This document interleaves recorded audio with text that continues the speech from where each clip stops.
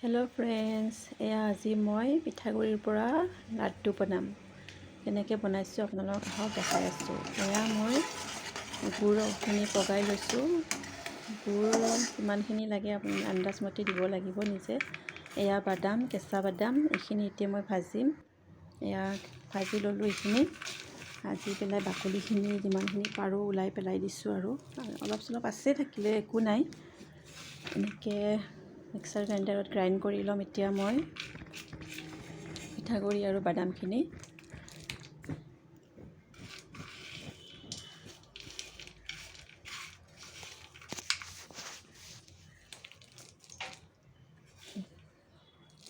এইখিনি মই এতিয়া গ্ৰাইণ্ড কৰিলোঁ। তাত ইলাইচিও দিছোঁ কেইটামান, 3-4টামান, সেইখিনি গ্ৰাইণ্ড কৰি ল'লোঁ।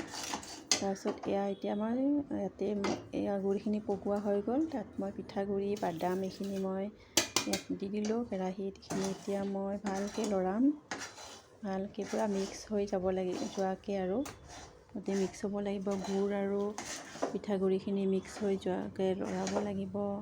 একদম জুইটোক একদম কমত চিমত দি পেলাই লৰাব লাগিব, নহ'লে জ্বলি যাব পাৰে, তলত লাগি যাব পাৰে কেৰাহীত। সেইটো কাৰণে এনেকৈ একদম কম জুই দি পেলাই সেইখিনি ভাজি ল'ব লাগে। এয়া হৈ গ'ল। এতিয়া মই মিঠাতেল অকণমান হাতত লগাই লৈছোঁ। লাড্ডুকেইটা বান্ধিবলৈ ভাল হয়, লাগি নধৰে তেতিয়া হাতত। এয়া মিঠাতেল লগাই ল'লোঁ। এতিয়া মই এটা এটাকৈ লাড়ু বান্ধি যাম। এয়া এনেকৈ লাড়ুকেইটা বান্ধি যাম এতিয়া মই।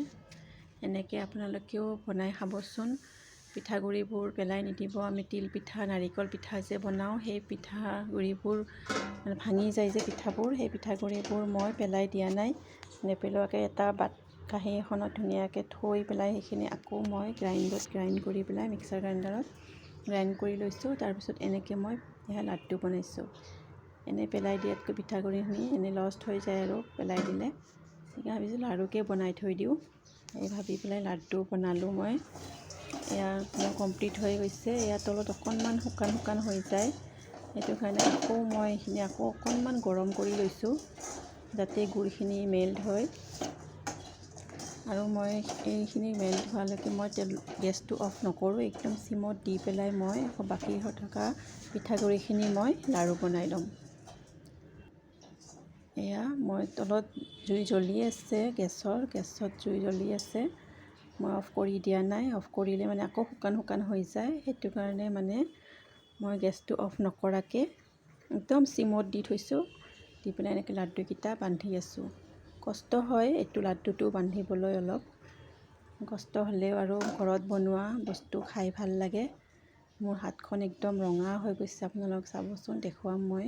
একদম ৰঙা পৰি গৈছে হাতখন। উপায় নাই, ভাল লাগে ঘৰতে এনেকৈ বনাই খাই পেলাই। আলহী আহিলেও 1-2টা দিলেও ভাল লাগে। আলহীও খাই ভাল পায় ঘৰত বনোৱা বস্তু। সেইটো কাৰণে ভাবিলোঁ এই পিঠাগুড়িখিনি কিয়নো পেলাই দিওঁ, মই বনাই দেখিছেনে হাতখন কেনেকুৱা ৰঙা হৈ গৈছে। জুইৰ তলত জ্বলি আছে, তথাপিও মই এনেকৈ কৰিছোঁ। গৰম বহুত, চুবই নোৱাৰি, তথাপিও কৰিছোঁ আৰু ভাল লাগে এইবোৰ কৰি পেলাই।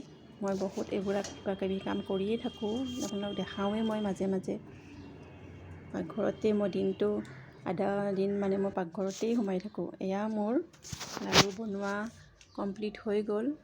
কেনেকুৱা হৈছে আপোনালোকে জনাবচোন। যদি ভাল লাগিছে প্লিজ লাইক, কমেণ্ট আৰু শ্বেয়াৰ কৰি দিব। আজিলৈ আহোঁ দেই। Thank you, bye by.